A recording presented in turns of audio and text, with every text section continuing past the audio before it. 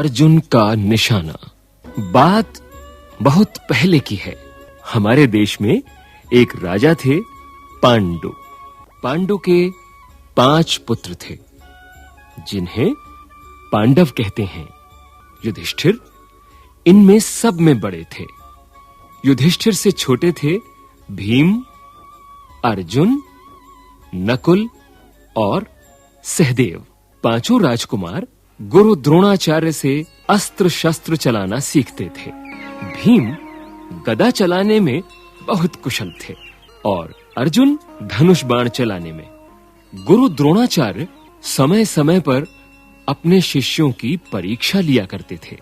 एक दिन उन्होंने पेड़ पर मिट्टी की एक चिड़िया टांग दी। फिर राजकुमारों से चिड़िया की आंख पर बाण मारने को कहा। गुरु द्रोणाचार्य ने बारी-बारी से अपने सभी शिष्यों को बुलाया। उन्होंने चिड़िया की ओर संकेत करते हुए पूछा, उधर देखो, तुम्हें क्या दिखाई देता है? किसी ने कहा, गुरुजी, मुझे राजकुमार, पेड़ और चिड़िया सब कुछ दिखाई दे रहा है। किसी ने कहा, मुझे पेड़ और चिड़िया दिखाई दे रही है। हाँ? किसी ने कहा, मुझे चिड़िया के पंख दिखाई दे रहे हैं। अर्जुन की बारी आने पर द्रोणाचार्य ने उससे भी वही प्रश्न किया। अर्जुन ने कहा, गुरुजी, मुझे तो केवल चिड़िया की आंख दिखाई दे रही है।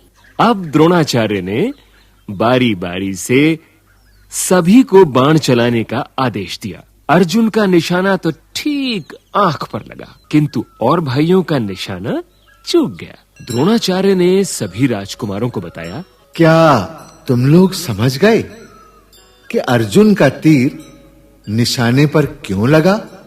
जिसे केवल लक्ष्य दिखाई दे वही सफल होता है। तुम लोगों को लक्ष्य के साथ-साथ और बहुत सी चीजें भी दिखाई दे रही थीं।